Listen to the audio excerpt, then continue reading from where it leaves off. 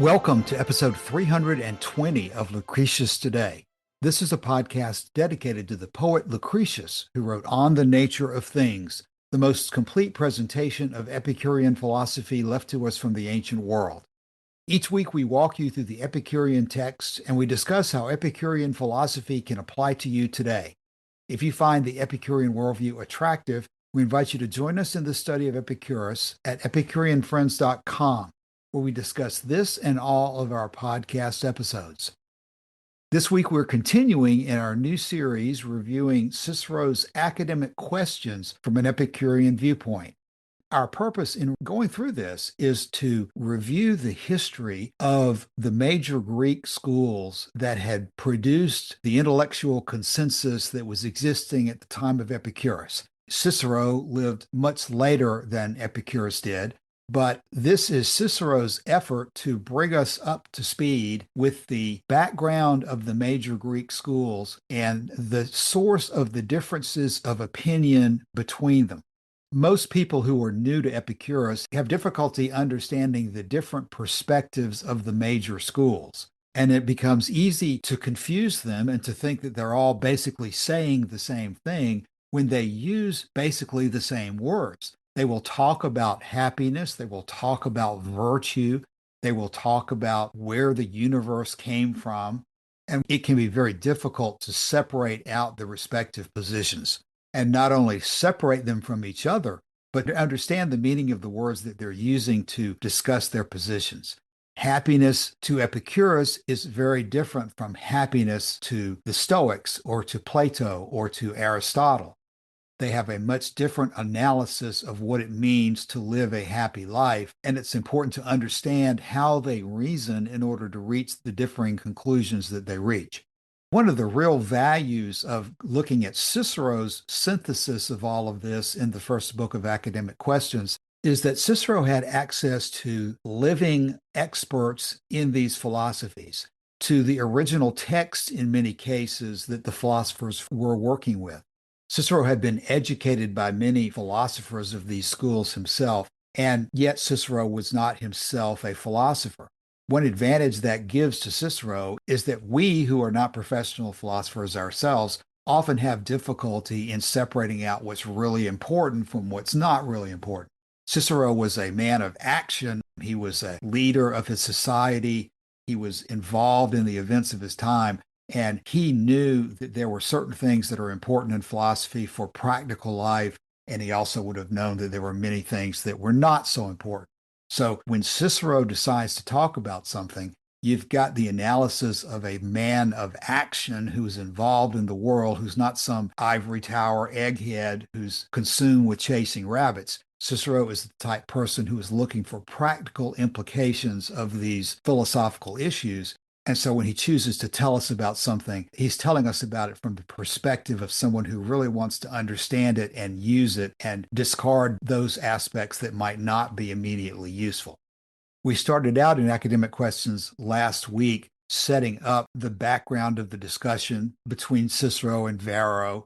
And we heard Varro say that it's important to be able to understand and express things deeply and accurately rather than superficially, as he accuses some of the Epicurean leaders, such as Amathenius or Rabirius, of doing. Already in that introduction, he introduced us to one of the most basic issues that separated Epicurus from the other philosophers, which is the nature of the universe in terms of cause, how it would have come into being. Varro said that it's not very difficult at all to talk about natural science when you put an end to all efficient causes and speak in terms of the fortuitous concourse of atoms, as opposed to the system of natural philosophy which the old academy had been based on, which depended upon two principles: one, an outside cause, and the other, a subject matter on which the outside cause was acting. That's where Varro said that in order to explain all these things, we must have recourse to geometry, since it is in the language of geometry and similar abstract sciences that those who believe that there's an outside supernatural force have to have recourse to explain their positions to the extent that they can. Because as Varro says, who would be able to comprehend those assertions about life and manners and desires if they don't understand this type of abstract reasoning tied to geometry, which allegedly gives the academic philosophers an understanding of the true nature of things? And then at the end of our discussion last week, we reached the middle of section 2 of this first book, where right after saying that you need things like geometry in order to understand the true nature of things, he says, for those men, referring to Amathenius, Rabinius, the Epicureans, are so simple as to think that the good of a sheep and of a man are the same thing. That's what we're going to talk about for much of today. And so, Joshua, let us know if you have any thoughts at the moment and read for us the second section of section 2. So we are in the second paragraph, section 2 of the first book, and Varro is still speaking when we get to these lines. He says, "For those men are so simple as to think the good of a sheep and of a man the same thing. Well, you know the character and extent of the accuracy which philosophers of our school profess. Again, if you follow Zeno, it is a hard thing to make anyone understand what that genuine and simple good is, which cannot be separated from honesty. While Epicurus asserts that he is wholly unable to comprehend what the character of that good may be, which is unconnected with pleasures which affect the senses. But if we follow the doctrines of the old academy, which, as you know, we prefer, then with what accuracy must we apply ourselves to explain it, and with what shrewdness and even with what obscurity must we argue against the Stoics? The whole, therefore, of that eagerness for philosophy I claim for myself, both for the purpose of strengthening my firmness of conduct as far as I can, and also for the delight of the mind. Nor do I think, as Plato says, that any more important or valuable gift has been given to men by the gods. But I send all my friends who have any zeal for philosophy into Greece. That is to say, I bid them study the Greek writers in order to draw their precepts from the fountainhead rather than follow little streams. But those things which no one had previously taught, and which could not be learned in any quarter by those who were eager on the subject, I have labored as far as I could, for I have no great opinion of anything which I have done in this line, to explain to our fellow countrymen. For this knowledge could not be sought for among the Greeks, nor after the death of our friend Lucius Aelius among the Latins either. And yet in those old works of ours which we composed in imitation of Menippus, not translating him, sprinkling a little mirth and sportiveness over the whole subject, there are many things mingled which are drawn from the most recondite philosophy, and many points argued according to the rules of strict logic. But I added these lighter matters in order to make the whole more easy for people of moderate learning to comprehend, if they were invited to read those essays by a pleasing style, displayed in panegyrics and in the very prefaces of my books of antiquities. And this was my object in adopting this style, regardless of how I may have succeeded in it. Joshua, thanks for reading the last part of section 2 there, because he says a couple of things here. And let me list a couple of them and we'll come back to each one. One of them being the idea that the good of a sheep and of a man are the same thing. That's a huge issue. Another one is the issue of whether the good can be separated from virtue, with Epicurus, of course, saying that he doesn't understand the good without the pleasures of the senses. Another point he raises is the importance that these academics saw of arguing against the Stoics. Now, we're not going to get into all the details of that, but we do need to talk about why the academics did not find themselves in agreement with the Stoics. Another point would be that Varro is saying that he agrees with Plato that there is no more important or valuable gift given to men by the gods than philosophy.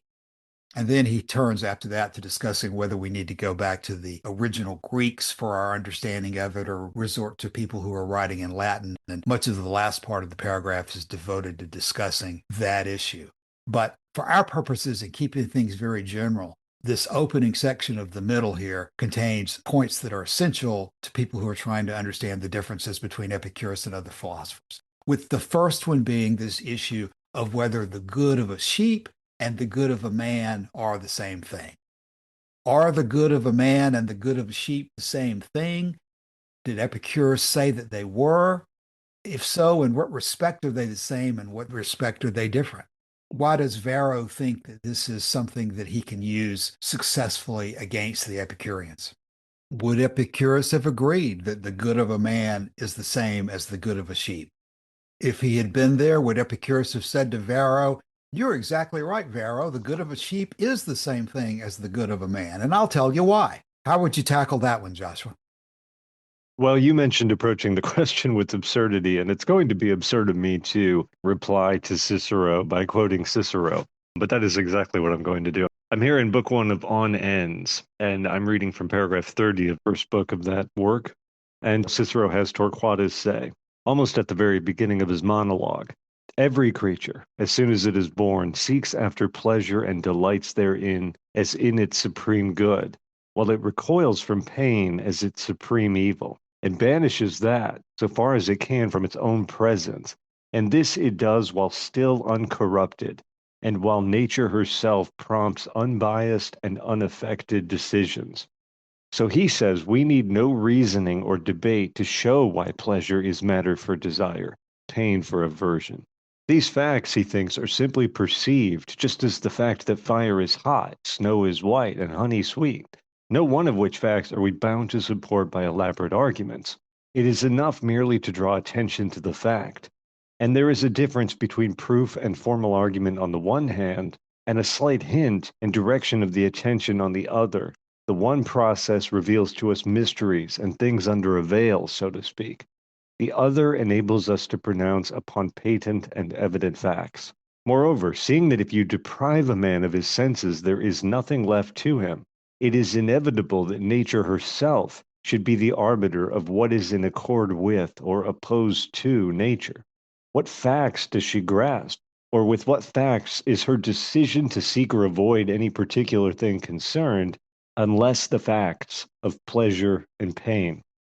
And in the letter to Menoikeus, we see that Epicurus in section 129 writes that pleasure is the first good innate in us, which suggests that Cicero's description of let's look to the young of all species was not far out, because Epicurus himself seems to be gesturing in that direction, that the first good innate in us when we are uncorrupted by culture, by the demands of our city state, by the education of the academy or the lyceum or the gymnasium, and that when we consider this question in the absence of those influences, and we look only to the influence of nature to determine what is in accord with or opposed to nature, we see that the young of all species pursue pleasure, seek pleasure, reach out for pleasure, and they recoil from pain.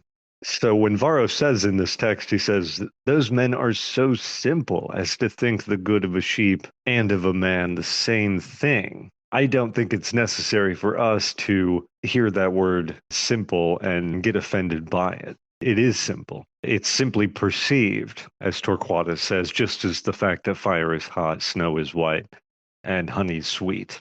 No one of which facts are we bound to support by elaborate arguments. So I guess that's my response to the question, would Epicurus agree with this? I suspect he probably would. Yes, Joshua, I completely agree. Epicurus would say that the good of a man is the same as the good of a sheep. But as always, you place these issues in context. Obviously, a sheep has a different makeup than a man does, and a sheep is going to spend his time grazing in fields and doing things that derive from his makeup as a sheep. A man is going to spend his time doing different things than grazing in a field because he is made up of a different constitution than a sheep.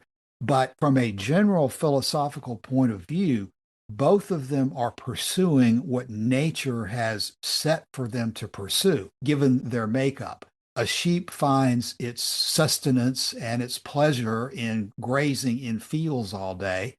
A man is going to find his sustenance and pleasure in doing different things than grazing in a field. But from a general perspective, the good of the sheep and the good of the man in pursuing their natures is the same thing. The distinction comes, I think, and this is why Cicero hits this frequently.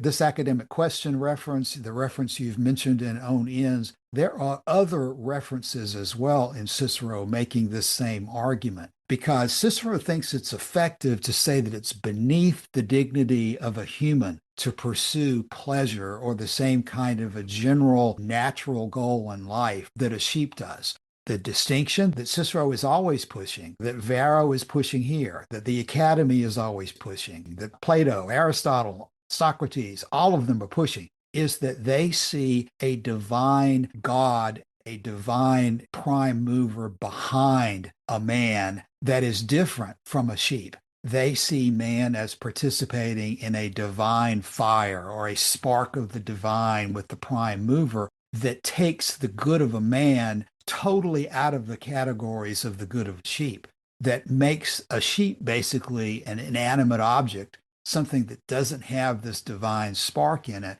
and which it is insulting to equate to a man because a man is so much closer to God and so different in essential being. A man is of infinite worth. All men are of infinite worth in the eyes of God. We're all children of God. That kind of an approach is what distinguishes these other philosophers from the approach that Epicurus had. In the end, Epicurus is pointing out that we are essentially creatures of nature, just like sheep are. And while the details are different, the general context is the same. Nature gives every living being, through pleasure and pain, the direction and the grounds for choice and avoidance. And in that sense, following pleasure is the good of a sheep and is the good of a man. That may be beneath the dignity of Cicero to admit, but that's the situation that you're talking about, Joshua, as being it is as simple as that. There is no divine distinction between mankind and other animals that takes us out of that natural order and says to us, using geometry, using propositional logic, we can climb out of that cave and see the true reality, which is going to tell us what our true good is. All of that kind of analysis is wrapped up into as simple a statement here as this one line, accusing Epicureans of being so simple as to think that the good of a sheep and the good of the man are the same thing. They are ultimately the same thing because Varro and Cicero and Socrates and Plato and Aristotle, your assertion of a divine realm is bogus. It does not exist. And in fact, the good of a sheep and of all animals is the same. So that's one of the items I've singled out there. Let's move to the second one, whether the good can be separated from virtue. Because, of course, Epicurus clearly states that without pleasure, without the sensations, it is impossible to know what the good is. And of course, that is totally different from the perspective of Varro and Cicero and Plato and Aristotle, because they believe that the good is comprehended not through the senses, and in fact, against the lying, deceitful senses, but using propositional logic, using geometry, they find that the good exists in virtue and in the things with which their divine mover has established to be the good of humanity. So Varro continues in his discussion here, and he says, if you follow Zeno, presumably Zeno of Citium, the Stoic, it is a hard thing to make anyone understand what that genuine and simple good is, which cannot be separated from honesty. And we do have another translation here, which I think makes a little bit more sense. He's referring to the true and simple good that cannot be divorced from what is honorable, not from honesty, but from what is honorable. That's the Charles Britton translation. And goes on to say, he says, but if we follow the doctrines of the old academy, which, as you know, we prefer, then with what accuracy must we apply ourselves to explain it, and with what shrewdness, and even with what obscurity must we argue against the Stoics? The whole, therefore, of that eagerness for philosophy I claim for myself, both for the purpose of strengthening my firmness of conduct as far as I can, and also for the delight of my mind. So what I'm reading here is the Epicureans are simpletons, but if we want to argue against the Stoics, we're going to have to find a way with shrewdness with great accuracy and even with obscurity to make arguments that will convince them. And if I go over to the Charles Britton translation, he says, if you're going to follow the old academy, the school I approve, as you know, think how subtly we'll have to expound its position and how cleverly, even obscurely, we'll have to argue against the Stoics.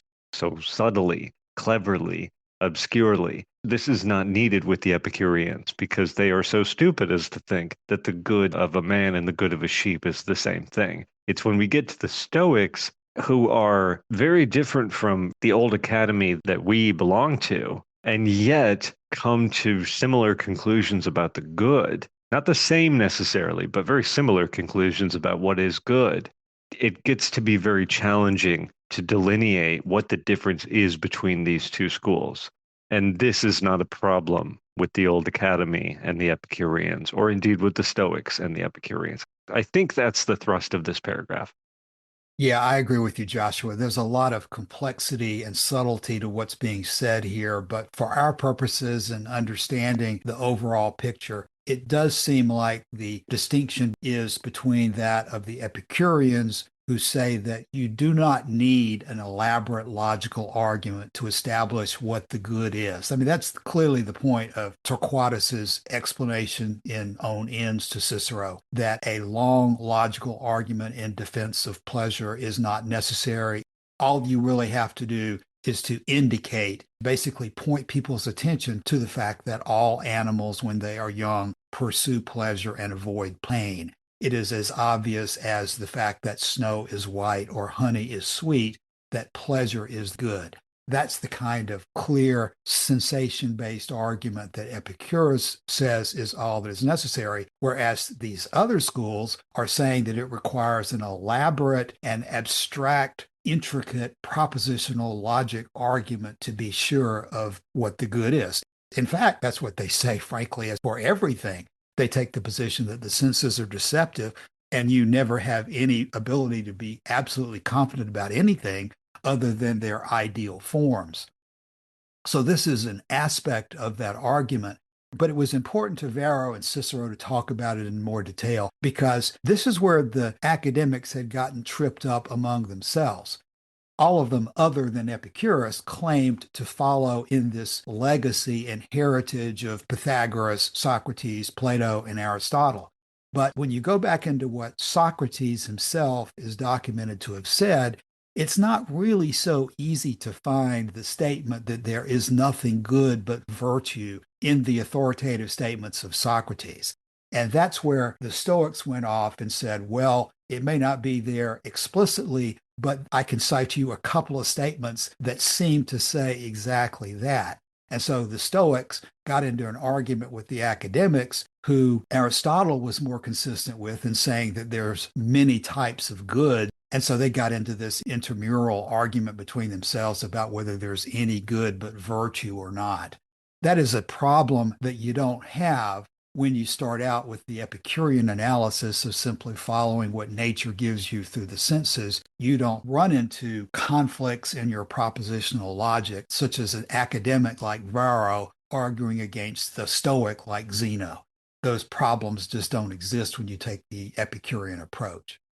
And the last of the items I singled out when we started with this was the statement by Varro that Plato had held that there is no more important or valuable gift that has been given to men by the gods than philosophy. And so that presents the question, is that something Epicurus would have agreed with, or would Epicurus differ? And of course, on the face of it, there's many problems with that analysis from an Epicurean perspective. In terms of a gift of the gods to men, Epicurus doesn't have gods giving gifts or giving punishment to men. So that type of illusion would not be applicable under Epicurus. But Epicurus does agree that philosophy is very important. When Epicurus talks, however, about those things that are most important for a happy life, what comes to my mind are the examples he gives of prudence or friendship. How would you parse that out, Joshua? So Plato has said that there has never been any more valuable or important gift given by the gods to men than philosophy. And to get a sense of where Epicurus may have stood on this question, it's important to go to the letter to Menoikeus. I think there's a few paragraphs here that are important to consider. The first is the starting paragraph, 122, when he says, "Let no one when young delay to study philosophy, nor when he is old grow weary of his study. For no one can come too early or too late to secure the health of his soul." And the man who says that the age for philosophy has either not yet come or has gone by is like the man who says that the age for happiness is not yet come or has passed away. Wherefore, both when young and old, a man must study philosophy, that as he grows old, he may be young in blessings through the grateful recollection of what has been, and that in youth he may be old as well, since he will know no fear of what is to come. We must then meditate on the things that make our happiness, seeing that when that is with us, we have all, but when it is absent, we do all to win it. So here at the very beginning, the very opening of the letter to Menoikeus, he's adamant that everybody needs to study philosophy. Let no one delay to study it when they're young. Let no one grow weary of the study of it when they're old. Saying that the age for philosophy has passed or has not yet come is like saying that the age for happiness has passed or has not yet come. So it's very clear, we want to be clear about this, that philosophy is important. However, if we go down to section 132, when he says, "For it is not continuous drinkings and revellings, nor the satisfaction of lusts, nor the enjoyment of fish and other luxuries of the wealthy table, which produce a pleasant life, but sober reasoning, searching out the motives for all choice and avoidance, and banishing mere opinions to which are due the greatest disturbance of the spirit." And then he says this, "Of all this, the beginning and the greatest good is prudence. Wherefore prudence is a more precious thing even than philosophy. For from prudence are sprung all the other virtues.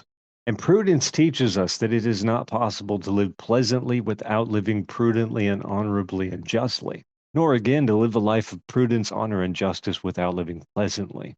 For the virtues are by nature bound up with the pleasant life, and the pleasant life is inseparable from them." So this to me seems like an extremely relevant response to what Varro has just said about Plato and about the gift of the gods and so on. Epicurus here saying that of all this, of the virtues, I think he's not saying that prudence or phronesis, practical wisdom, he's not saying that this is the greatest good, full stop. He's saying that of the virtues, prudence is the most relevant to an Epicurean and more precious even than philosophy. And Joshua, this would be a great example of how words are used, making all the difference in the world. Because what is philosophy? Love of wisdom. Well, what is wisdom and how does it differ from practical wisdom? It's very easy to get confused and mix all this together and end up concluding that, well, they're all saying the same thing. There's no need to worry about any difference between the two. But I don't think they are saying the same thing. And it comes out in the material that we're discussing because when Varro and Cicero talk about pursuing philosophy, they talk about geometry, propositional logic, all these abstractions of getting out of the cave to get away from the senses. Whereas when Epicurus talks about philosophy, he talks about pursuing it through the senses and in accepting what the senses tell us and processing it practically in a way that, for example, tells us that snow is white, honey is sweet, and that pleasure is the guide of life, that pain is something to be avoided. Those are practical conclusions that, yes, you need to use your mind to understand the full implications of, but you don't have to use geometry to determine that pleasure is the goal and the guide of life. That's a huge difference in result that is covered over by them both suggesting that philosophy is a great thing, just like virtue. They both suggest that virtue is an important thing, but by the time you unwind what they mean, what the Stoics or the academics believe that virtue is very, very different than what Epicurus says. Same goes with pleasure in the sense that Cicero and presumably Varro would agree that pleasure just means the stimulation of the senses, whereas Epicurus is using pleasure to be something that includes everything in life that is not painful, because Epicurus takes the position that life itself, when you're not in pain, is a pleasure. So the way these words are used is of critical importance to just not accept superficially what sounds good, that all of them are basically saying the same thing, because the actual application of what they're saying is dramatically different, even though the words are similar. Cicero spends the remainder of section 2 and then all of section 3 talking about what appears to be one of his favorite subjects, which is whether philosophy can be understood in Latin or whether you have to go back to the original Greek. Of course, as we know, Epicurus held that philosophy is of no benefit whatsoever if you don't understand it and apply it to live happily. And in order to understand it, you have to be able to apply it in your own mind and in your own life. So we're not going to go back into that argument at this point. But it's a good thing that Cicero did decide it was helpful to express philosophy in Latin, because in so doing, he preserved much important detail that we would not otherwise have today. Okay, with that, we'll bring today's episode to a conclusion. Thanks for your time today. As always, we invite you to drop by the Epicurean Friends Forum and let us know if you have any thoughts or comments about the study of Epicurus. We'll be back again soon. See you then. Bye.